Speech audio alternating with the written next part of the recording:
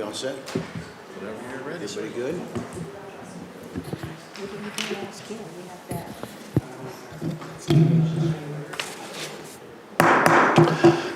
I'd like to call this meeting of the Clay County Commission to order. We will start this evening with our invocation. Before we get to our invocation, I just want to remind anybody here who's here to testify and a member of the public that when you come up to testify, make sure that the green light is on the collar of the microphone and that you speak clearly into the microphone, state your name, and then proceed with the statement that you would like to make.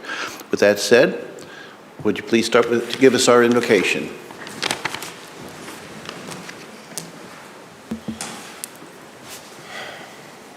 I want to read a verse real quick.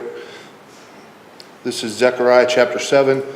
And the word of the Lord came unto Zechariah, saying, Thus speaketh the Lord of hosts, saying, Execute true judgment, show mercy and compassions every man to his brother, and oppress not the widow, nor the fatherless, the stranger, nor the poor, and let none of you imagine evil against his brother in your heart. Lord God Almighty, we come to you today asking for wisdom. You said that you would give liberally and without reproach. Even if we wasted it last time, you'd give us more. So we come to you asking you to help us make good decisions, to care for our neighbors, to operate in love, to set aside self-interest or anything that would cloud judgment or make it hard to find justice. We thank you for the blessing that you've given us in this country, in Clay County, for the people that you've set to govern, to respond to emergencies, to help us operate well. We ask your blessing on this time. We ask that you'd help all of us to love our neighbors more, to care more and more for the needs around us as times get hard. We pray all this to the Father in the name of the Lord Jesus Christ. Amen. Thank you. Please join me in the pledge. I pledge allegiance to the flag of the United States of America and to the republic for which it stands, one nation, under God, indivisible, with liberty and justice for all. Thank you.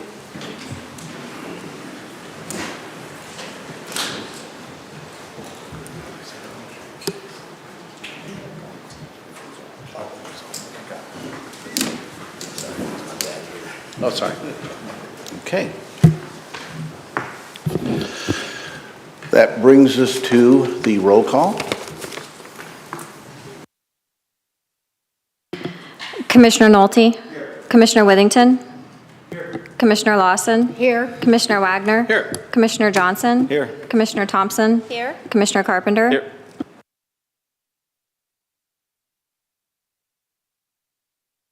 Next, is there a motion on approval of this evening's agenda?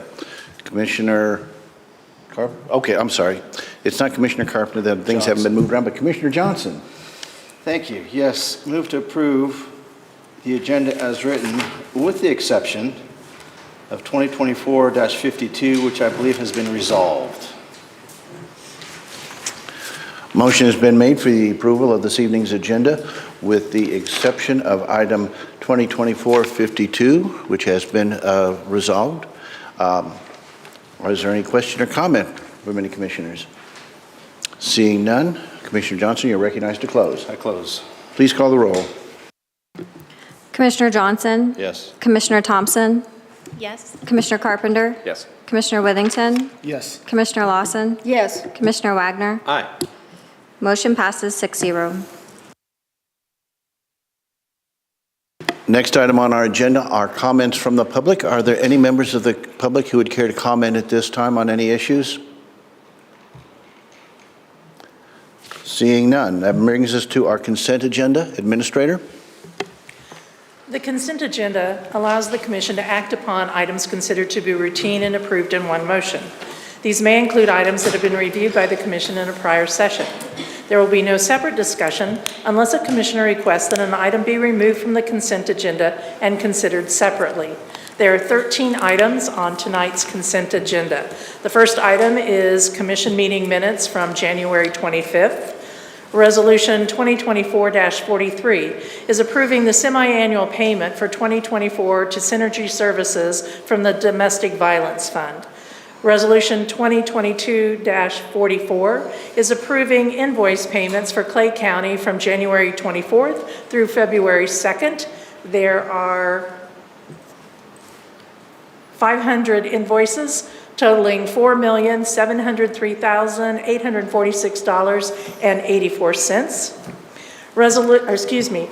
2024 Ordinance 04 is the reappropriation and revision to the current budget in the amount of $16,871 for the second half of the Juvenile Court Diversion Program grant.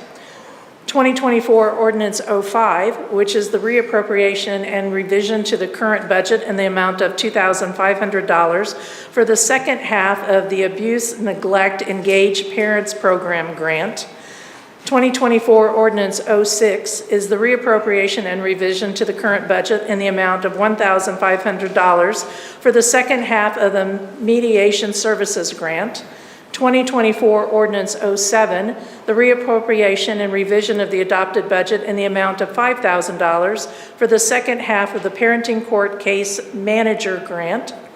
2024 Ordinance 08 is the reappropriation and revision of the current budget in the amount of $10,000 for the second half of the Domestic Court Support Resource grant.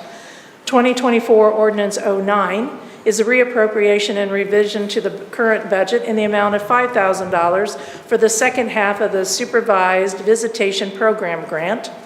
2024 Ordinance 10 is the reappropriation and revision to the current budget in the amount of $5,000 for the second half of the Helping Our Parents Excel Education Class grant. And Resolution 2024-45, approving a cooperative purchase service agreement with Petroleum Equipment of Kansas City for a term and supply agreement for on-call maintenance and repair services for fuel systems. Resolution 2024-46 is approve a revocable event license with Keystone Courage 22 MLS Owner Group for the second annual Family Reunion Camping event. And Resolution 2024-47, approve the lease renewal agreement for the Jesse James Bank Museum. That is quite a mouthful. Representative Johnson. Move to approve the consent agenda. Motion's been made for the approval of this evening's consent agenda. Is there any discussion or comment? Seeing none, you are recognized to close. I close. Please call the roll. Commissioner Johnson? Yes. Commissioner Thompson? Yes. Commissioner Carpenter? Yes. Commissioner Withington? Yes. Commissioner Lawson? Yes. Commissioner Wagner? Me too, yes. Okay. Motion passes 6-0.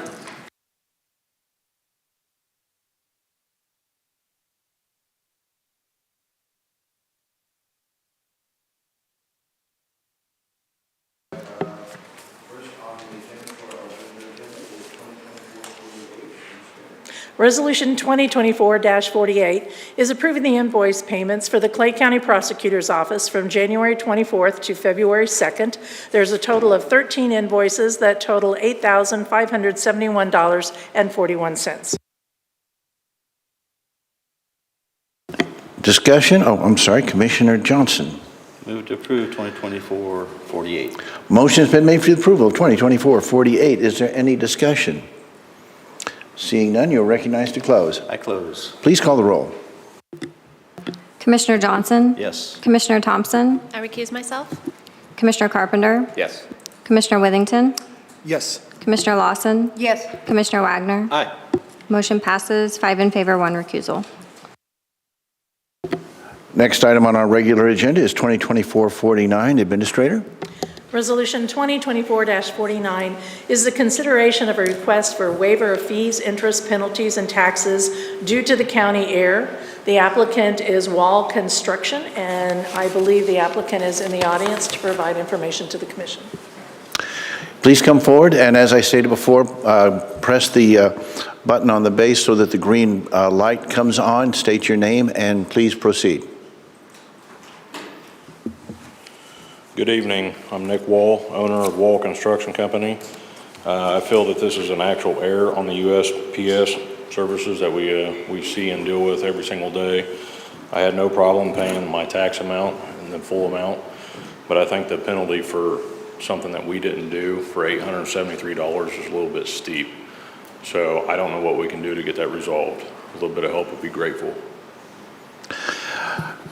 One of the things that is something that's come before us before and that we are trying to get some action from our state legislature about to give us more latitude. Commissioner Johnson has been kind of taking lead on that, so we're hoping that we can get some relief from the state on our ability to act on these matters. With that, Commissioner Lawson, I believe you were seeking recognition. Yeah, I had read something about Platte County. Have you seen that? They were saying that a number of their people had mailed stuff, like a week or so before the deadline, and then the post office held it, as we've run into a couple times, and it wasn't then postmarked by the 31st. And I believe that I didn't know if you'd talked to the county, Platte County or not, but Yes. They were doing, what is the action they're taking to try to help people with this? What I was given to understand was that they were, I think, dipping into their treasury to make good on those.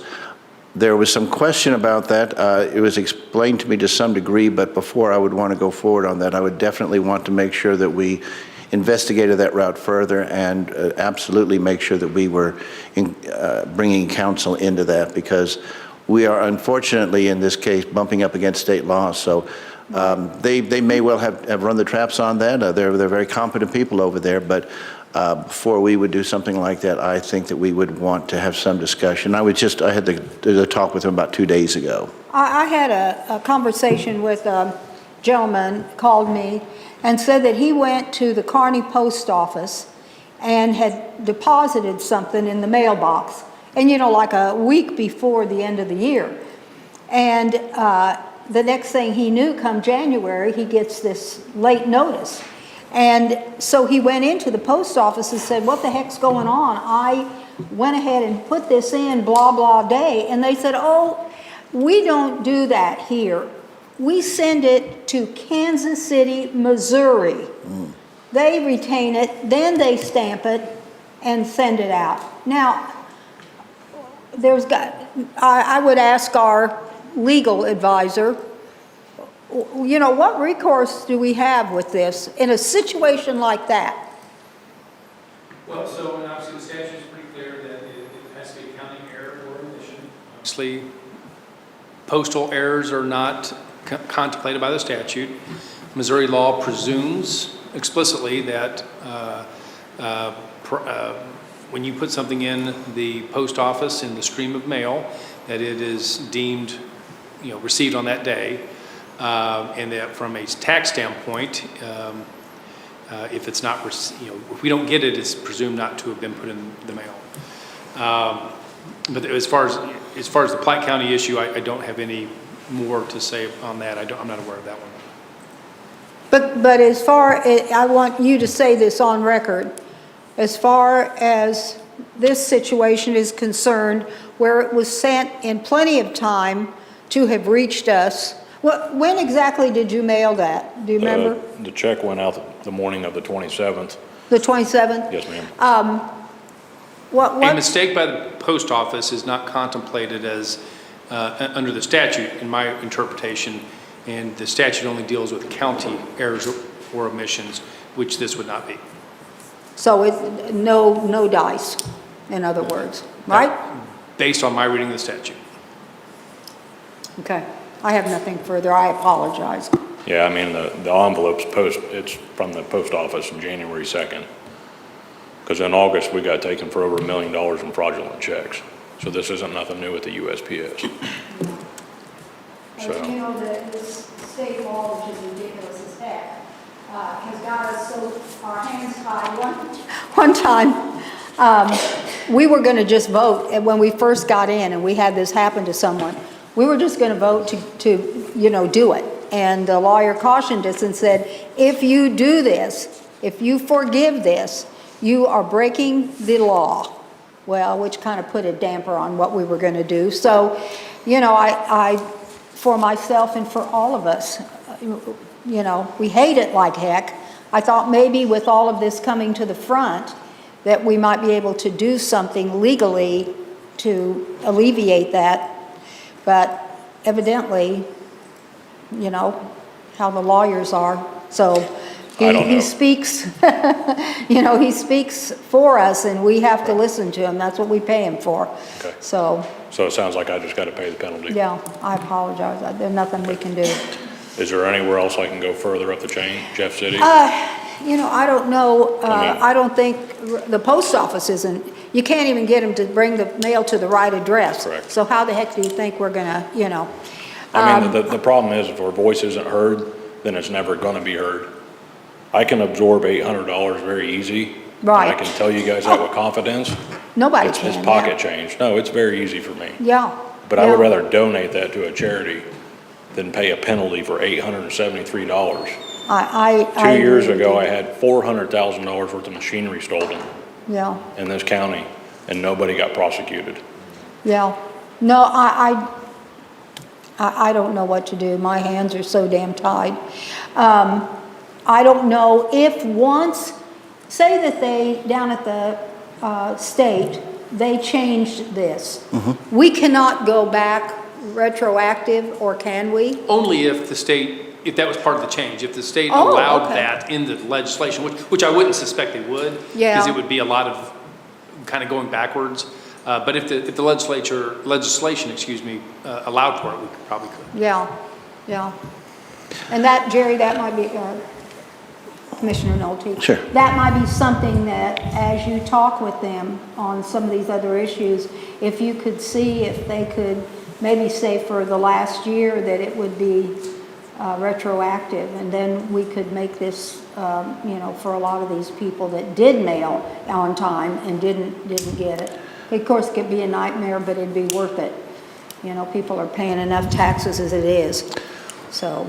Just to review kind of, and I've said this before, and I don't mean to be repetitious, but this, prior to Senate legislation being passed in, I want to say 2008, even if the county came forward and said, we messed up, we messed up your bill, we would still not have the ability to refund interest and penalty.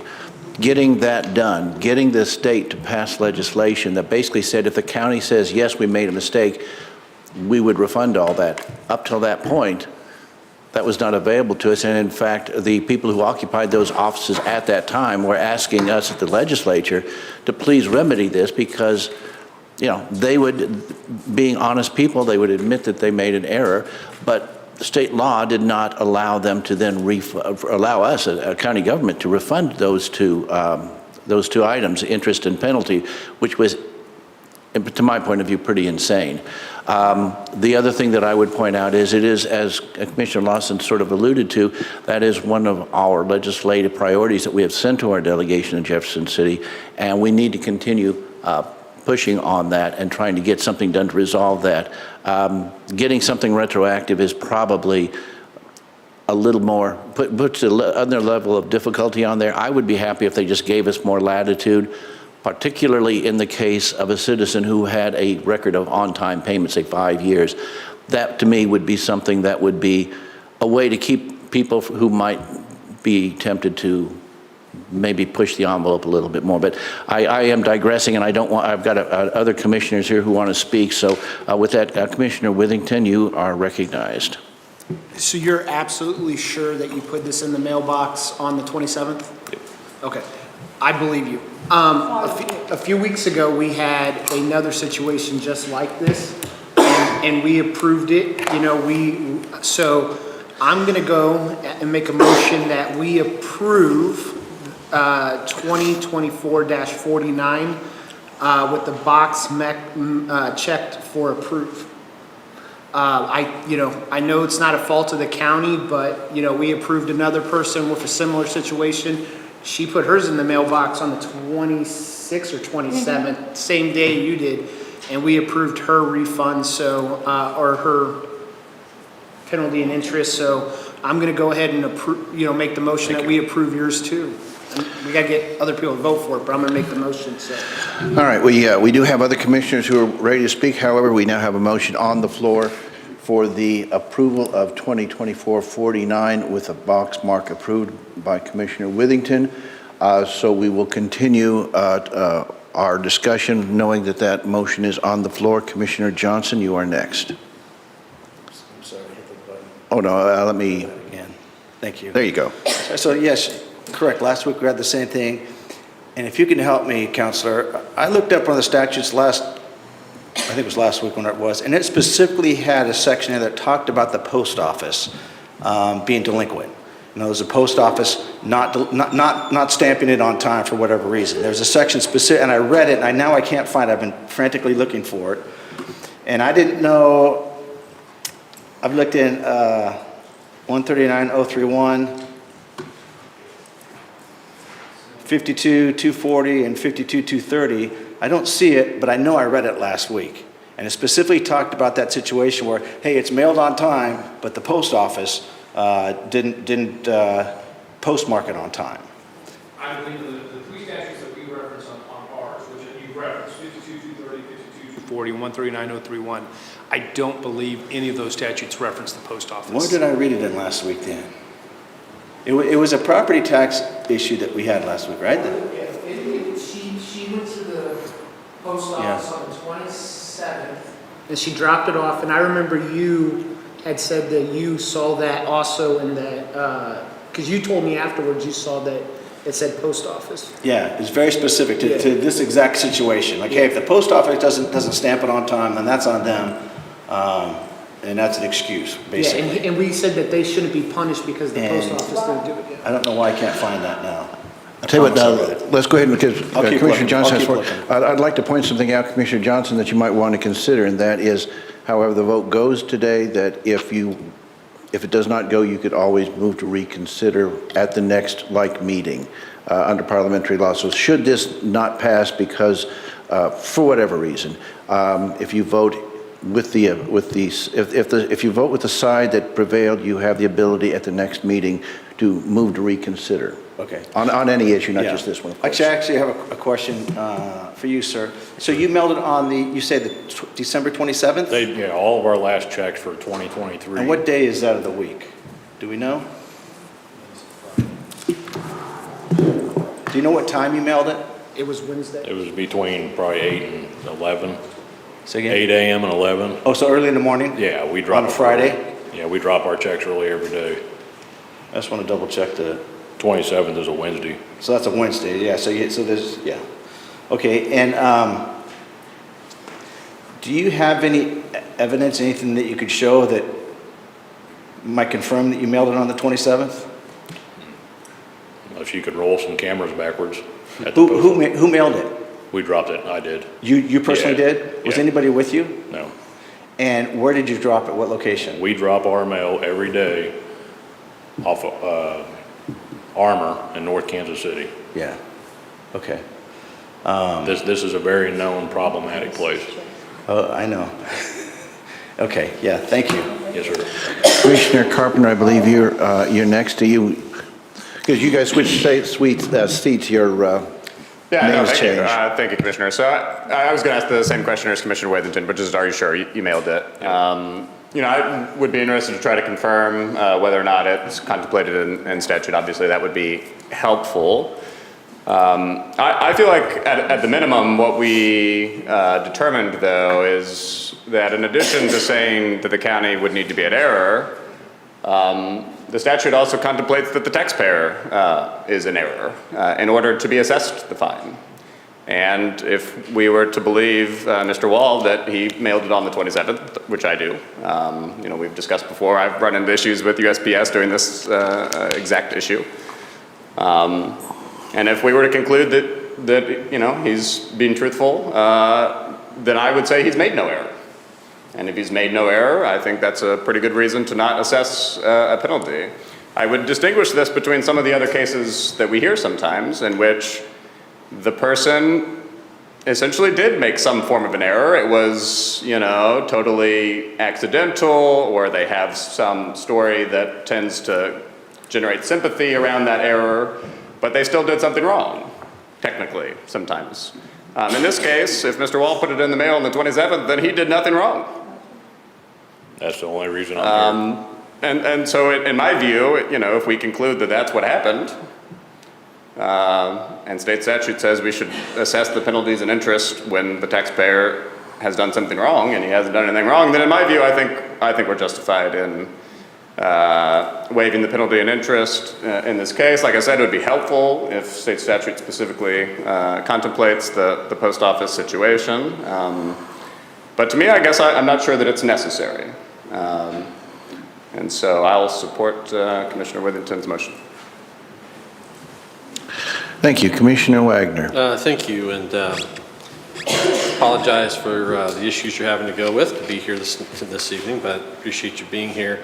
I believe it is rightly pointed out that we did take a similar action based on similar circumstances, and I tend to think if I'm to choose between two options, one that suggests because we didn't do anything wrong that we have to penalize and uphold the penalty, versus we did it for one but we didn't do it this time, which to me means we may have done something arbitrary and capricious. To me, that is the greater risk, and I would rather go to the state asking for forgiveness if we're doing something consistently. And so I tend to think that for the reasons my colleagues have mentioned, I don't have an issue supporting the motion that's before us. I just want to make sure that we do things consistently. I guess even if it's consistently wrong according to the state, but that's another matter entirely. I might mention that as we've talked about, Mr. Wall, we are trying to talk to the state about doing some things a little bit differently on matters like these. I don't know if you have interest or desire, but I think raising this issue to those that represent you at your location, which would be Representative Eric Woods and Senator Lauren Arthur, I think would be helpful, because sometimes you got to have a name and a face with an issue to explain why this is an issue. And I certainly,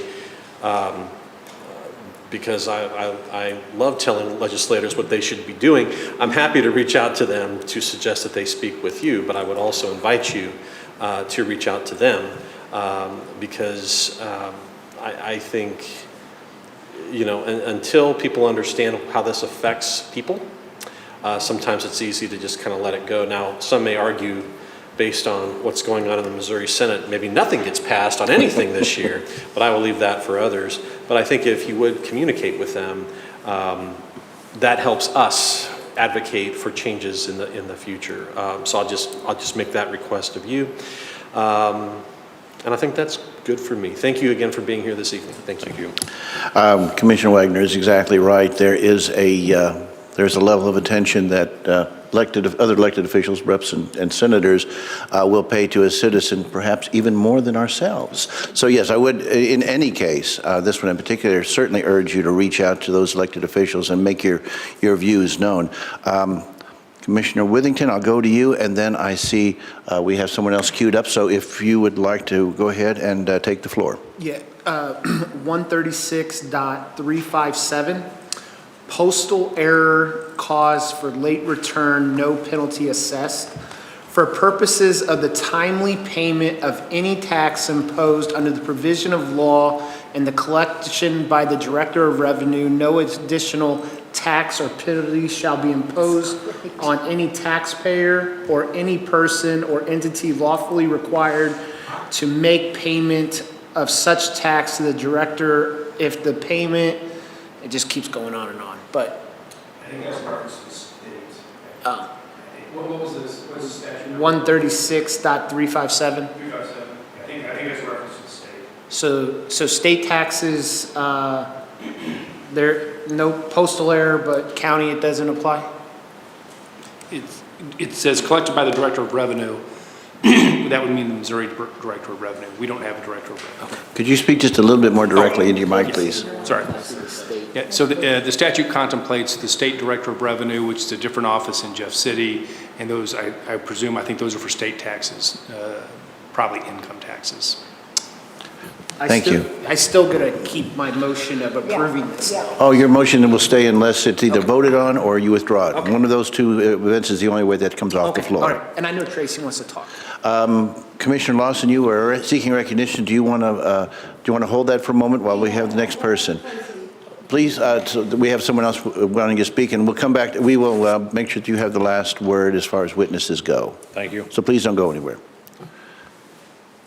Tracy Baldwin, Clay County Assessor. I just wanted to clarify on the penalties and interest that we have two different penalties applied to this. There's a $105 assessment penalty, and that is due for returning his assessment late, and it was due on 5/25 of '23. So, thank you. Thank you for the clarification.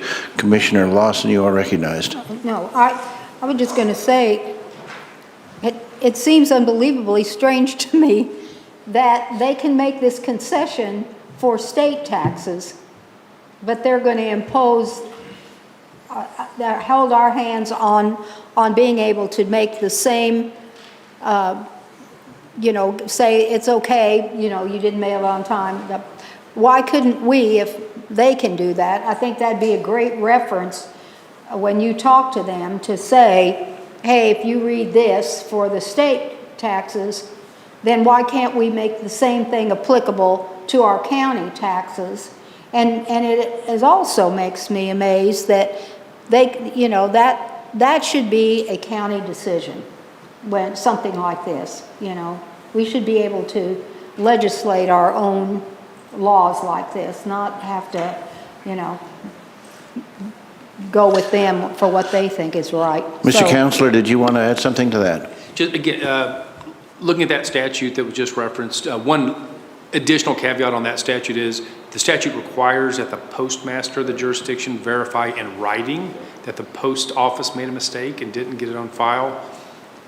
So it would be another layer to demonstrate that that forgiveness is entitled. So. Let's see. But that's what the statute requires. I didn't mean to cut you off, Commissioner Lawson. Were you finished, or did you want to talk something else? Point taken. Commissioner Wagner, I believe you were seeking recognition. Yes, just to the assessor's point, I do note that the contested amount here is consistent with columns 5 and 6 on the amount of penalties and amount of interest. So it's clear that the fee structure is here. And so I just want to recognize that what is before us takes those comments into account. So just wanted to mention that. And the other thing is, again, I find myself in the better to ask forgiveness than permission category, simply because I do believe whatever actions that we take for taxpayers should be consistent, because I think that exposes us to even greater risk by not doing so. And if the state wants to challenge how we interpret their statutes, I think that'll be an interesting conversation, quite honestly. And I'll just leave it at that. Thank you very much. Thank you for making that point. Commissioner Johnson. Actually, that's okay. I was going to say what the council already said, that section probably wouldn't qualify here. But I guarantee there's a section out there that does, because I read it last week. I just can't find it. But I will. Very good. Is there anyone else wishing to speak on this subject? Would the applicant like to make any points? I'm assuming that no one else cares to speak on this subject or has wants to speak on this subject. After you make whatever statement you'd like to make, I will be going to Commissioner Withington for either whatever remarks he would like to make in closing and then to close. Do you have anything you'd like to add, sir? I'm good. Very. Thank you for being here tonight. Commissioner Withington, you are recognized to make whatever statements you see fit and to close. I close. Very well. Motion on the floor is for the passage of 2024-49 with the box mark approved, checked. With that, please call the roll. Commissioner Withington? Yes. Commissioner Thompson? Yes. Commissioner Carpenter? Oh, I'm Yes. sorry, I thought he said lost. Commissioner Lawson? Yes. Commissioner Wagner? Aye. Commissioner Johnson? Yes. Motion passes 6-0. Still only counts for one vote. Sorry. That brings us to item number 2024-51 under our regular agenda. Administrator? Resolution 2024-51 is consideration of a request for a waiver of fees, interest, and penalties and taxes due to a county error from Jovita Mick, assuming, and is the applicant here? It appears the applicant is not here. There is information in the commission's packet, and I'd certainly entertain the collector or the assessor to come forward. The collector, my understanding on this one is I believe that it was paid, however, it was returned back to us because the individual did not sign their check, and therefore their bank returned it back to the county. Please proceed. Barbara O'Reilly, collector. That is correct. The bank returned it because of the lack of signature. And I believe a copy of that is in our packet. Yes, I see it there on page 148. Commissioner Withington. Do we know if she paid this in person or if she mailed it or dropped it in the mailbox? I'm not sure.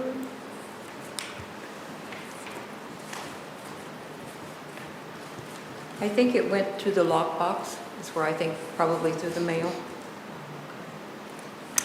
So do we, so let me ask, if she paid in person and didn't sign it, We you would've guys, caught it. you guys would I have mean, caught it? if she was at the counter and paid it, we would have caught that there was no signature. So do we not catch that if it's paid in the Dropbox? The bank does, and this is what they did. They returned it to us. So we don't open those or anything? No, no, Okay. sir, no. Okay, that's, Because, yeah, nothing can be lost or nobody touches anything. We send exactly what is put in the Dropbox to the bank and the bank opens it. yeah, I just wanted that for the record, so, okay, so she paid in the Dropbox, she did not pay at the front desk? Okay. Just because Commissioner Withington brings up a good point, and that is something that is maybe not necessarily known. So can you just, for just the sake of general information, if a taxpayer drops it in the Dropbox, what is the path from there for the payment? I pick them up, I take them in, and we put them in a box with a lid on it, or in a sleeve, and the carrier for the bank picks them up the next morning, takes them to the bank processes them that night, the next day we post the payments. And I assume it's like a secure courier. It's Yes. not just a mailbag Yes. thing, but Yes. a secured movement of those documents. Right. Very good. And we put them in sleeves, so that way, if it's the wind's blowing or it's moisture of any kind, they don't get wet, and Very good. Commissioner Wagner. Thank you. So just a couple comments since our applicant isn't here. I at least want to recognize a couple of her points and some counterpoints. I know in the packet, she talks about having received a receipt, and for that reason, it's one of her reasons for saying that she should not have any fees or any of that sort of thing. But I do note, on the tax payment receipt that we send, as you scroll down there, it says failure of this payment to clear your financial institution will avoid this receipt. yes. And the fact that we did pass it through, and because it was not accepted by the bank, we received a fee as a result Yes. of that. So I just want to, tonight has been eerily reminiscent of some of our discussions last week, and so this one is eerily reminiscent of the one from last week that was unfortunately the error of the taxpayer. And unfortunately, I just go back to, if the bank doesn't take it, then it's really not our fault for that occurring.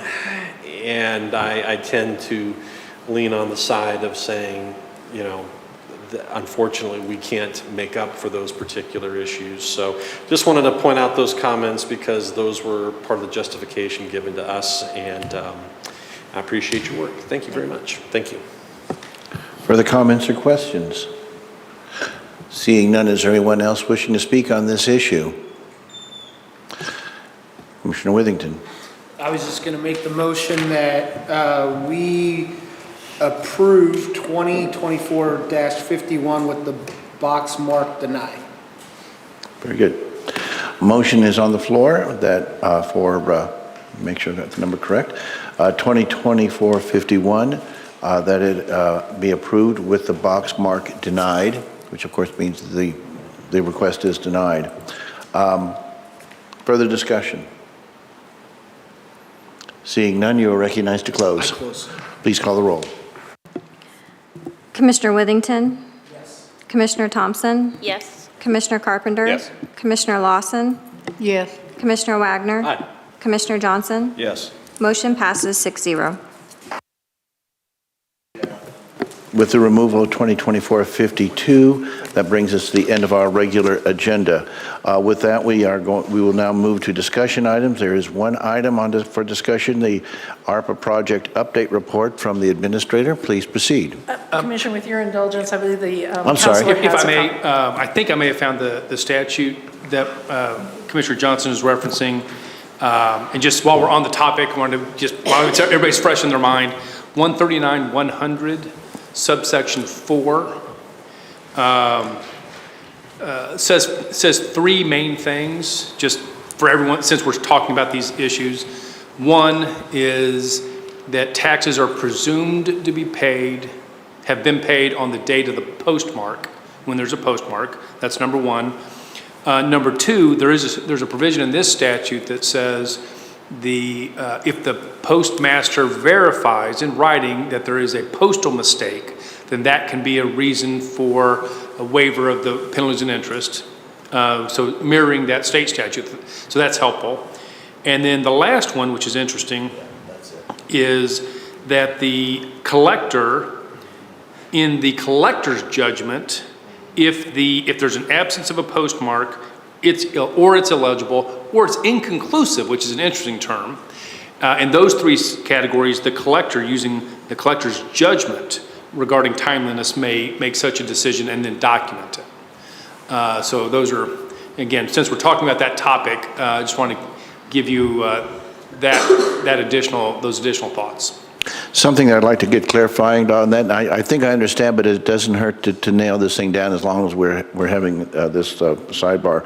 And that is on the first option, that is to say the postmark, that requires no communication with the postal service. It just requires an envelope with the cancellation date. Correct. That's what we typically see. If there's a postmark on it, we presume it made it into the stream of mail that day. And that's pretty common. Okay, yeah, and so, I mean, obviously, the postmaster mistake, it's a lot higher bar to climb. This, by far, the first one is the most simple and the most objective. It is the most easily established because the envelope is itself, yeah. Solid evidence. Yeah, there's nothing else that can be said about that. Commissioner Johnson, did you have any questions while we were on that subject? Hold on a moment, please. There you go. Thank you. Okay, so for clarification, Counselor, in the absence of a postmark, there's Yes. nothing on the envelope. It's the discretion of the collector. Using their judgment, Using yes. their judgment. So that would never come here. Right. Right. But before that, it says, for making the payment and was delayed in delivery because of an error by the United States Postal Service and not because of an error by the taxpayer. That's the sentence right before that. Yes. Second to last sentence. So I think, but if you go farther above, Yeah. is where it talks about the postmaster verifying that information. Because it's a super long paragraph and a super long Yeah. sentence. I can't believe I couldn't find this. This is the one I was looking at. So it says, I'm going to read the whole paragraph, okay? Into the record here. It says, this is number 4. It says, for the Go ahead and go ahead and do the citation before you read it. That way, if someone wants to verify it, they've got your citation. So this is RSMO 139.100, and I'm looking at section 4. For the purposes of this section and other provisions of law relating to the timely payment of taxes due on any real or personal property, payments for taxes due on any real or personal property which are delivered by United States mail to the collector's office, or other officer or office designated by the county or city to receive such payments of the appropriate county or city, shall be deemed paid as of the postmark date stamped on the envelope or other cover in which such payment is mailed. In the event any payment of taxes due is sent by registered or certified mail, the date of registration or certification shall be deemed the postmark date, period. No additional tax or penalty shall be imposed under this section on any taxpayer whose payment is delivered by United States mail if the postmark date stamped on the envelope or other covering containing such payment falls within the prescribed period or on or before the prescribed date, including any extension granted for making the payment, or if the postmaster or the jurisdiction where the payment was mailed verifies in writing that the payment was deposited in United States mail within the prescribed period or on or before the prescribed date, including any extension granted for making the payment and was delayed in delivery because of an error by the United States Postal Service and was not because of an error on the taxpayer. Obviously, a lawyer wrote that. That's ridiculous. A team of lawyers probably wrote that. It was That's probably ridiculous, a team. because you can slice that up so many different ways and get so much out of that. So you're saying, Counselor, that it requires the postmaster to acknowledge that he made a mistake. He or she made a mistake. The way I read that sentence on the waiver, I think the waiver triggers in two instances. One, if the postmark clearly is on time. That's number one. And then the or is if the postmaster verifies or certifies an error. That's the way I read it. But at the very end, it says and was delayed in delivery because of an error by the United States Postal Service and not because of an error by the taxpayer. I think that's what he's verifying. I think the way I read it, I think that's what the and is included in the verification. That's what the postmaster has to verify. Can it be read the other way? I wouldn't read it the other way, but Can it be read the other way? I think you want to read it the other way, so I think it could be read the other way. I'm thinking in legal terms, is there any ambiguity there, or is it pretty solid, do you think? I think it's clear. It's clear to me that the intent of this statute is if the postmaster will verify it, that there was an error by the post office, then no penalties. Yes. And how do you go about making that happen? Does anybody know? It's never happened. You're never going to get a postmaster to say we screwed up, unless, I don't know, and this does happen. Bundles of mail get chewed up in a postal machine or get lost out of a truck. That does happen, and in those situations, they probably would verify that. And the frustrating part is I have, and I think a lot of people here have, personal experiences with some of our local post offices not doing what they're supposed to be doing and what they said they're doing. Yeah. I have packages that the post office says was delivered to my house. Yeah. And I get it delivered 2 days later. So my experience is that it gets put in on the 27th. The taxpayer says, I put it on the 27th. The post office goes out and pulls everything from the 27th, brings it into the facility. There are times where individual pieces drop out, or that bin maybe gets forgotten, and 3 days later they pick it up or find the piece and then put it back in the stream of mail. I think that's a much more common likelihood, and I think in that situation, unfortunately, the postmaster is never going to know about it and never going to verify that. Yeah. Okay, thank you. And one other little thing I want to add, just because the collector's here, if you read section 3 above it, just so you know, the collector needs to be very diligent on this, and she knows this, but I'm going to say it for you guys to know, is that if the collector fails to collect penalty and interest, the collector is personally responsible to pay that money if the state deems that to be the case. So just understand that there's not a lot of discretion here for the collector. The collector is doing her job. This is what needs to happen. But if the state came back and said, you've waived penalties and interest, and you shouldn't have, the collector is personally responsible for that money. Excuse me. Before we do, yes, that's right. Commissioner, identify yourself for the audio recording, please. Let me put you over there. There you are. I was just, so she's only responsible if she waives the fee, not the commission? Correct. Okay, thank you. Thank you, Commissioner. Have you concluded, Commissioner Johnson? Yeah. Okay, Commissioner Carpenter, I believe you're next. Thank you. Yeah, so I do think it's pretty clear that it would be hard to somehow prove that there was an error on, the part of USPS and then get the statute in that section to apply. What I want to call attention back to is what I said earlier, which is distinguishing between situations in which the taxpayers made an error versus they have not. So for example, if you write a check out of a closed bank account that's now a savings account and can't write checks anymore, it may be a sympathetic situation, but you've made an error. If you don't sign your check, unfortunately you've made an error. And it's often the case that we get these requests for waiver, and I have voted against almost all of them. There are at least a good sizable majority of them over the years. Because I think that's what state law calls for. But I think Commissioner, Johnson, I don't know if you still got it pulled up over there, made a good point before, which is that the statute also specifically says that the taxpayer needs to have made some kind of error, him or herself. And in a situation in which the taxpayer has put the mail in on time and it was not delivered, and they have otherwise paid the correct amount, with a good bank account, and they've signed the check and all the rest of the things. In that situation, the taxpayer has made literally no error at all. And so I think it is fair for us to assert that even under state law, which says that the county has to be responsible, the state law also says that the taxpayer has to have made some kind of error.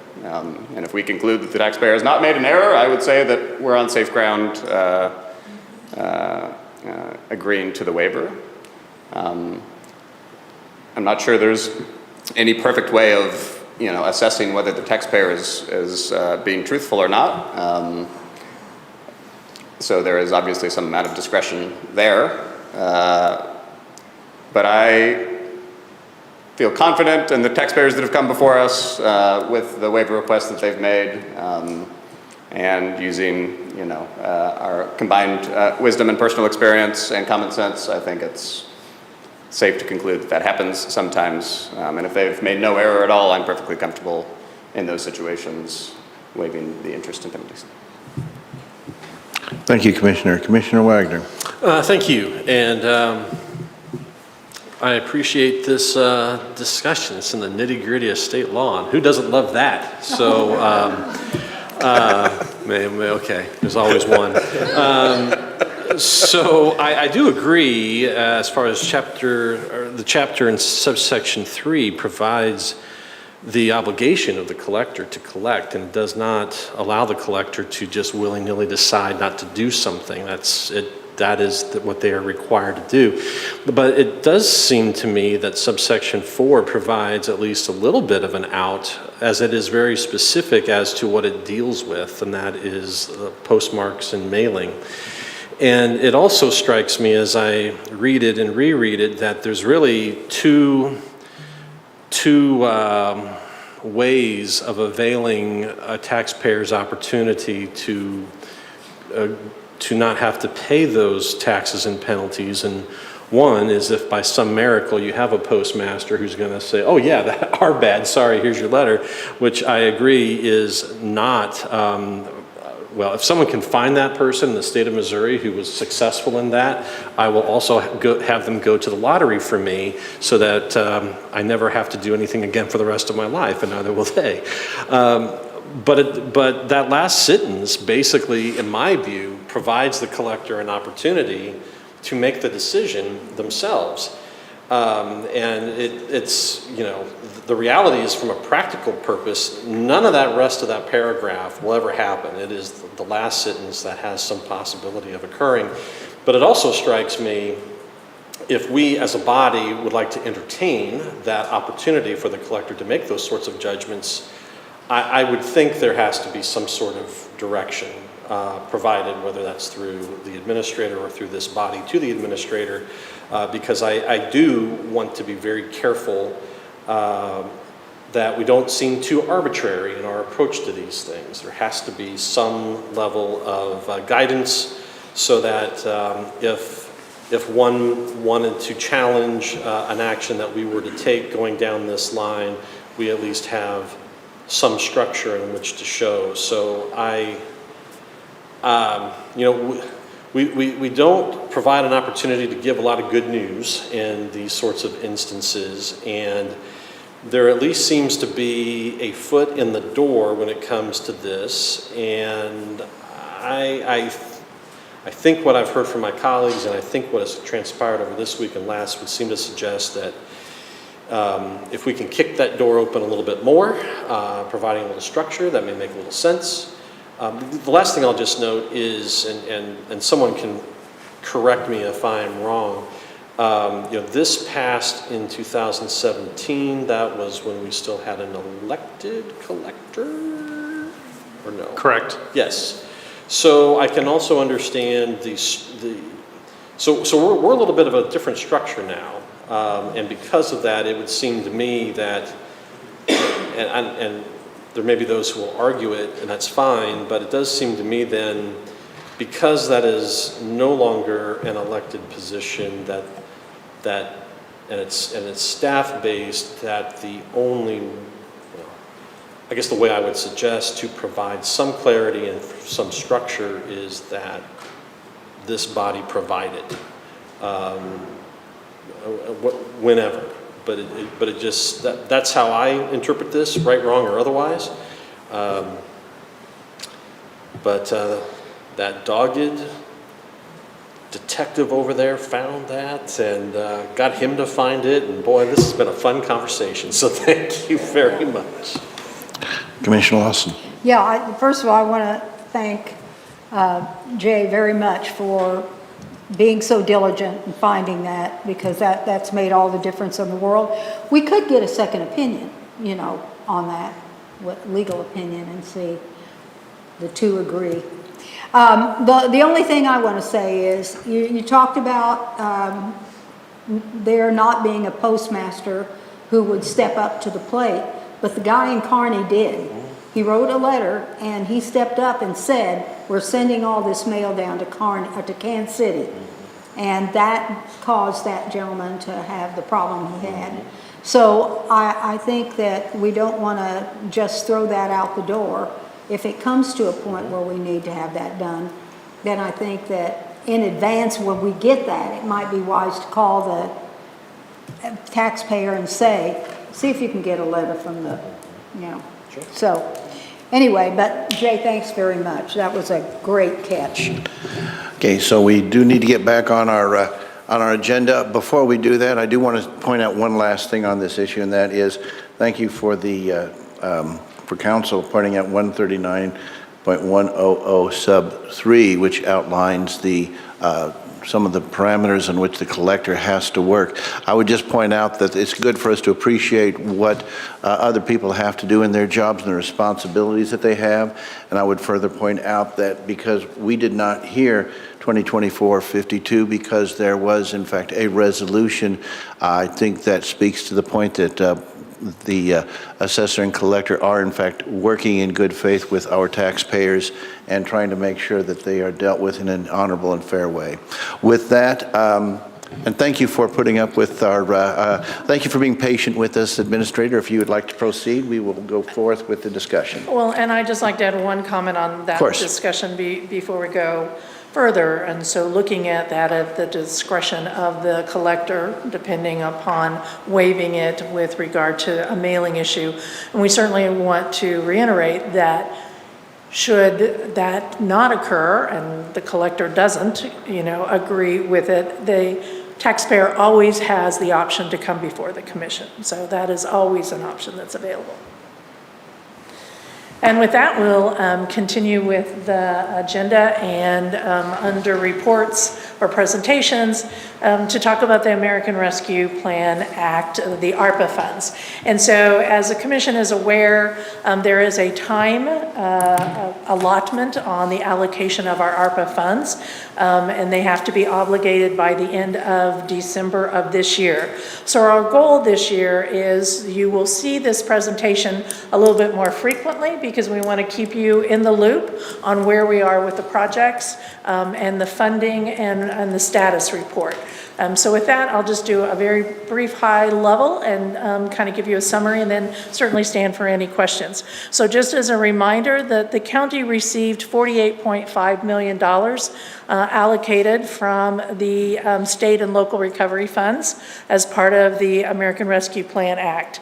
Of that $48.5 million, $10 million of it is designated in lost revenue allocation. And that's important as we get in a little bit in the next couple of slides to talk about how the funds can be used. So in essence, that leaves $38.5 million that must be allocated into a specific category that is approved for ARPA funding. Lost revenue has a lot more flexibility on how the county can use those funds. So just for the public's information about what those categories are, there's public health of COVID response. So it's preventing, congregate settings and protection of the public. Facilities could be repaired due to response of COVID. There's economy recovery, infrastructure, but it's tied only solely to stormwater, and then the revenue lost category. So those are the major categories that we'll talk about as our projects have been allocated into those various categories. So here's the status of where we stand today. So of the $48 million that the county has been awarded, $44.1 million has been awarded by the county on 92 projects. Of those 92 projects, 50 of them, or 54% of the projects, are closed.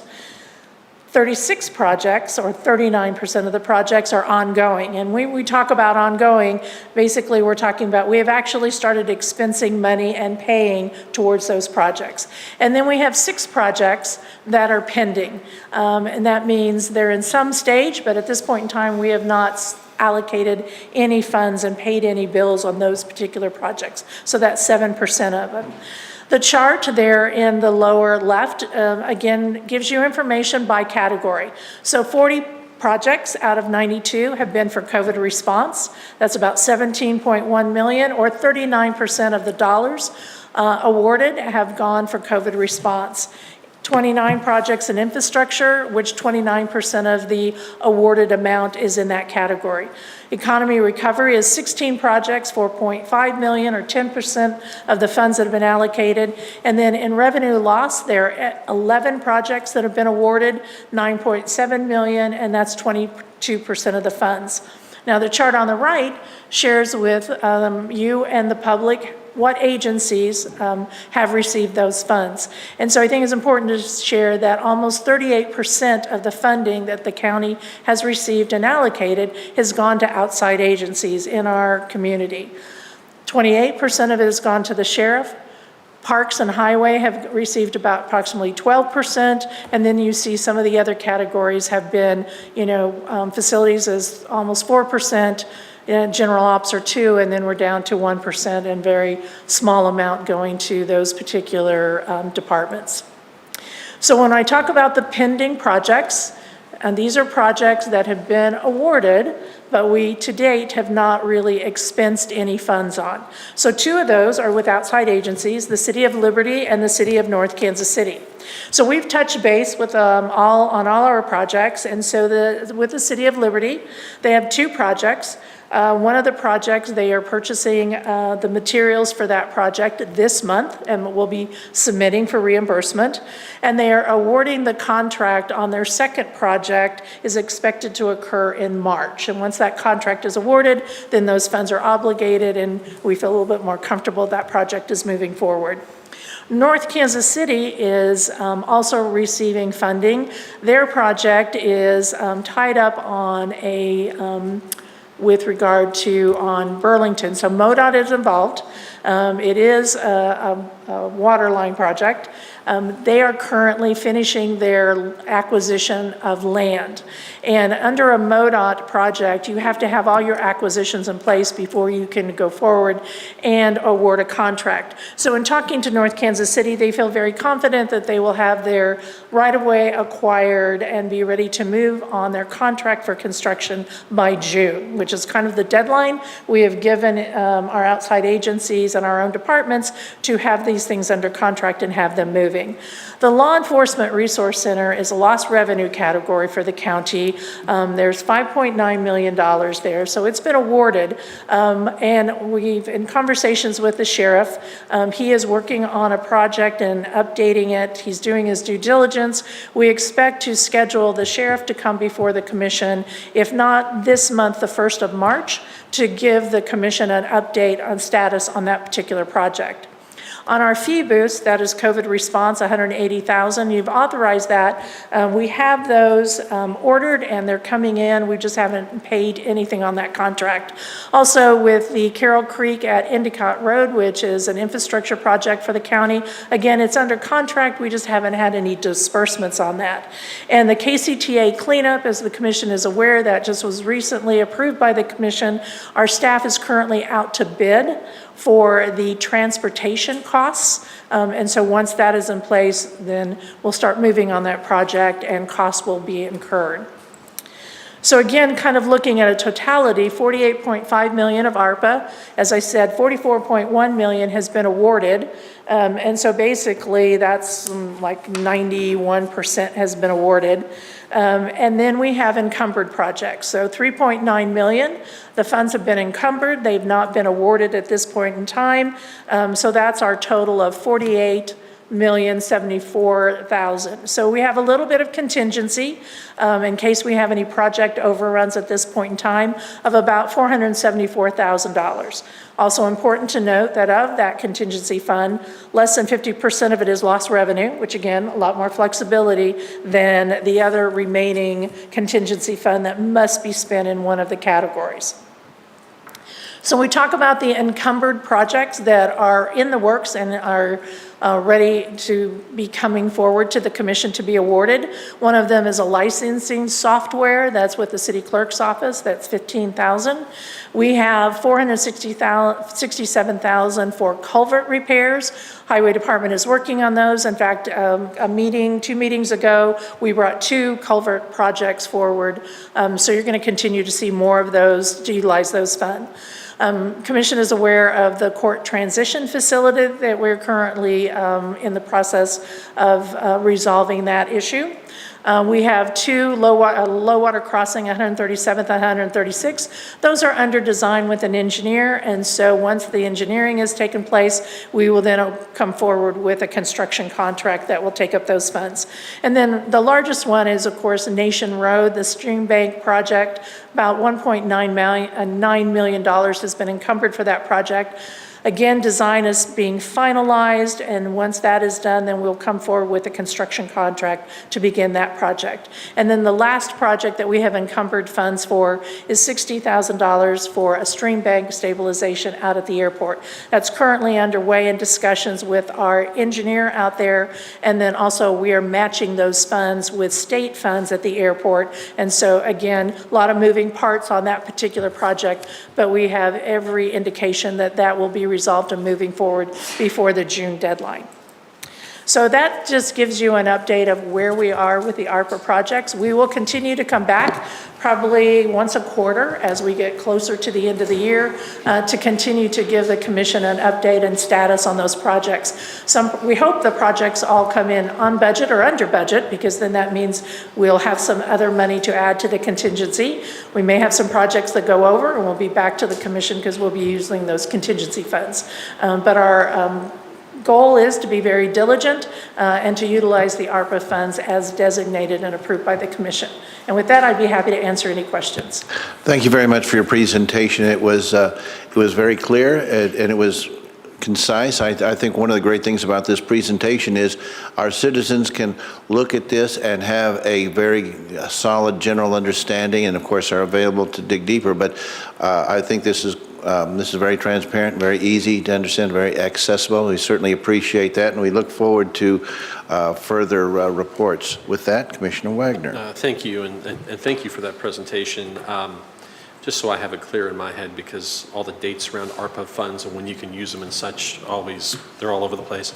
So with that contingency that we have and the $214,000 that is in that lost revenue category, does that mean that after the end of this year that we can keep that $214,000 as contingency, or are we required to spend everything? Yeah, my understanding is with regard to the ARPA allocation, even though it's lost revenue, it must be obligated by the end of the year. And one of the contingencies, you cannot stick it in reserves. None of the ARPA funding was allowed to entities to use that and just, put it in your savings account. So we have the flexibility of putting it into an encumbrance by the end of this year for those lost revenue funds. Okay, and so as you look at this year and looking at June for these projects to be encumbered and moving forward, for whatever remains in our contingency, should we have something remaining in that contingency, then what or how would you plan to move forward as far as encumbering them or obligating them or introducing new projects to kind of empty that out? Right, so again, the contingency of lost revenue is a lot more flexible on a list of projects that we can bring forward to the commission to encumber those funds for. The other, about 250,000 or so has to fit into one of the categories. And so we're certainly there's another list of those projects that we'll be looking at to bring forward to the commission. Because again, we will set up a date, I would say sometime probably, hopefully when all the projects are under contract. Even though we want to keep some contingency, because you never know with construction projects and infrastructure projects what you might find in the field. But as we get closer, then we're going to need to be looking at those available funds that are need to be fit into a category and be encumbered. And so we'll provide lists to the commission. We've heard from some of your conversations. We sort of have some of those on the list. May not fund entirely the project, but they might go towards contributing to the project, especially if we have partners. Sure. So that process is probably a fall process? That's probably October, November. Yeah. Okay, thank you very much. Thank you. Further discussion? Seeing none? If I could just add one more thing, I'm sorry, to Commissioner Nolte's point, this information is actually out on the county's website. And so if a citizen wants to look at all those 92 projects that has been awarded and the amount that is awarded, all of that information is out on the county's website. Under, I think, Budget and Finance, there's information about the ARPA projects. And so you can look at the long list. And that is www.claycountymo.gov? That's correct. Never hurts to, whenever you're doing a presentation, always recite your URL. With that, Commissioner Johnson, I believe you were seeking recognition. Just one comment to our county administrator, and I think you're on this page, and I think this is where you're going, but I just want to make sure that we're clear that we don't plan on leaving anything on the table when it comes to the end. Absolutely. We're going to spend it to the penny. Okay, perfect. Thank you. Thank you for raising that issue. It is, I think, something on all our minds. So thank you for that. That concludes the discussion, unless there's anyone further who'd like to say anything. That brings us to the next item on our agenda, which are reports. We have one, which is the Auditor's Cash Basis Monthly Report. Administrator? That's correct. That is included in your packet. That is the Auditor's Cash Basis Monthly Report for the month of January. Thank you.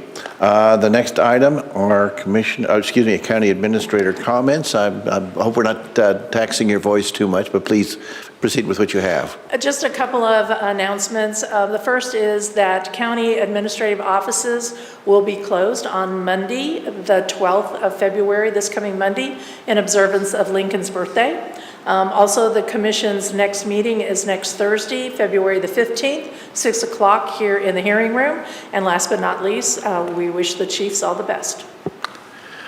I see you're decked out in your red. I wish I'd have had the presence of mind to do the same. We'll go ahead and go to commissioner comments now, and I will be somewhat astounded if that subject does not raise itself one more time as far as the chiefs go. Commissioner Carpenter, we'd like to start with you today, if you don't mind.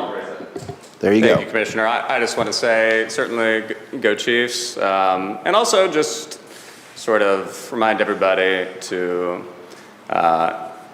engage in some gratitudes on the subject, because we have now been to the Super Bowl 4 out of the last 5 years, which is like pretty cool.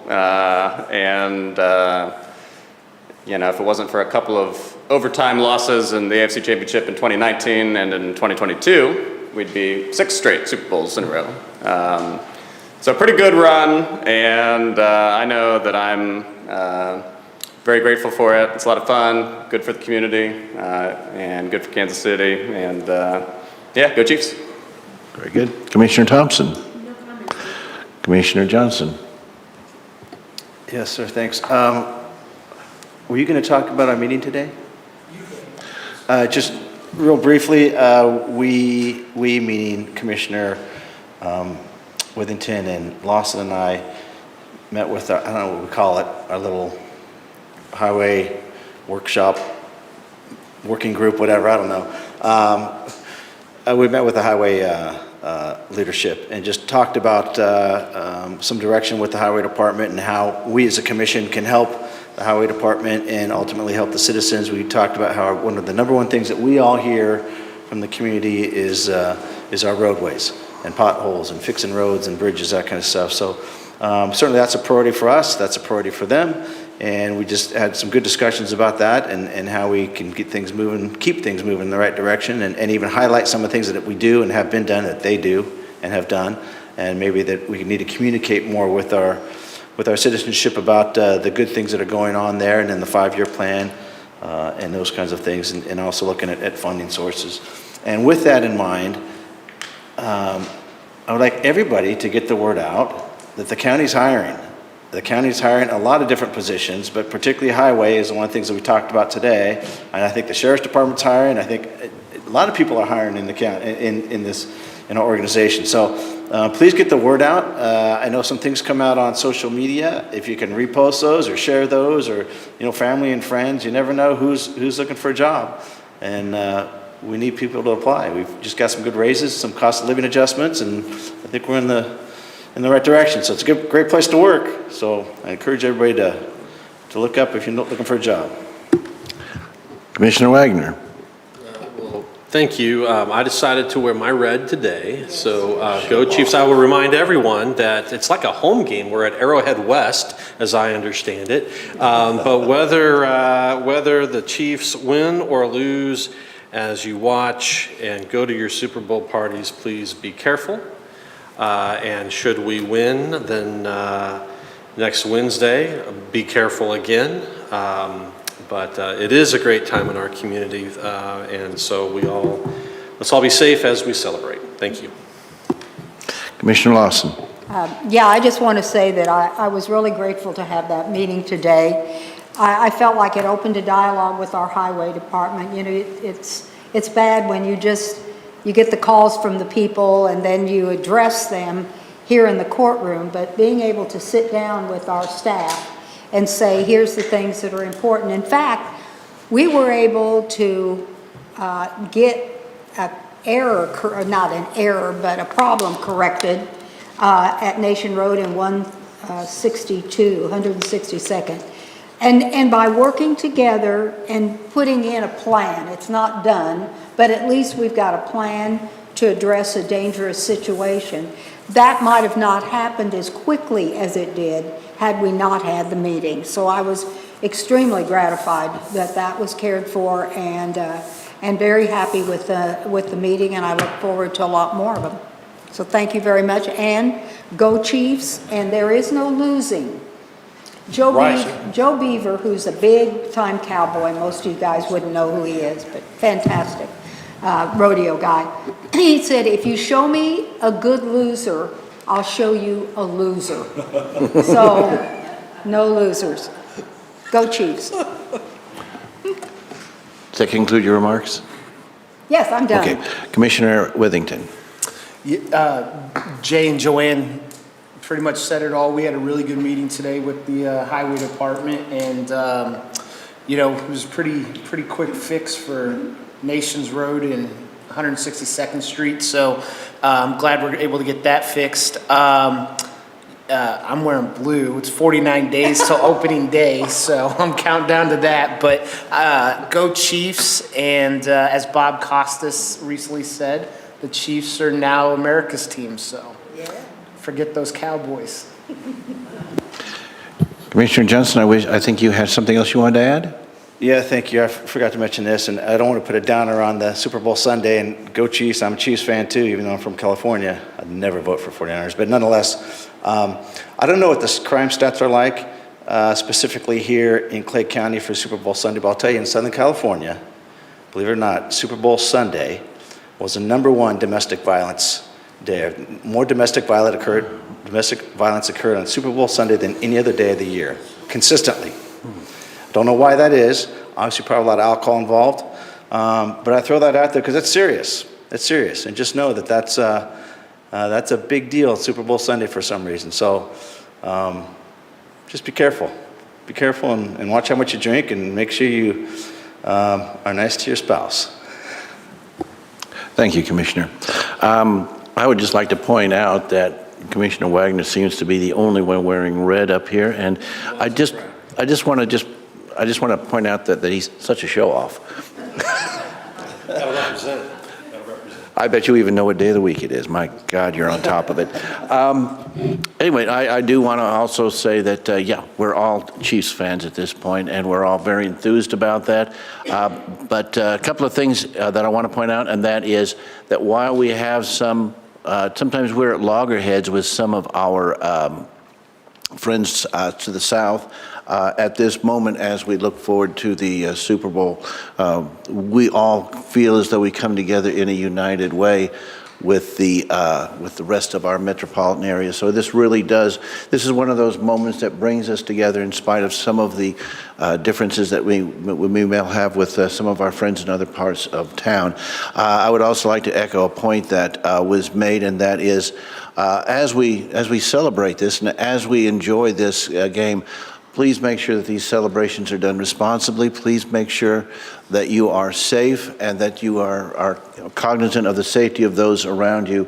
I think when you hear the statistics, it is certainly a concern, but as long as everybody enjoys the game in good spirits, acts in moderation, imbibes in moderation, I think that will actually be a very good explanation point on our victory coming up this weekend. Commissioner Lawson, did you have anything else? Okay, I'm sorry. I just picked up on a signal I misinterpreted. With that, if there are no more commissioner comments, we are adjourned. Thank you.